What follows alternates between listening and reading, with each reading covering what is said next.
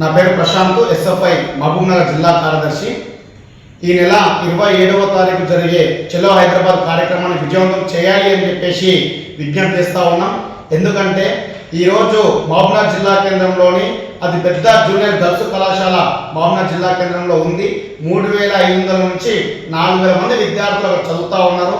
ఈరోజు 3 లేదా 4 అక్కడ టైలర్స్ మాత్రమే ఉండడం జరిగింది. దాంతోపాటు ఈరోజు 70-80 మంది లెక్చరర్ ఉండాల్సిన కళాశాలకు 22 మందితో సరికూరుస్తూ ఉన్నారు. తక్షణమే ఖాళీగా ఉన్న లెక్చరర్ పోస్టులు భర్తీ చేయాలి. అదేవిధంగా మహబూబ్నగర్ జిల్లా వ్యాప్తంగా మొత్తం 13 కేజీబీవీలు నడుస్తూ ఉన్నాయి.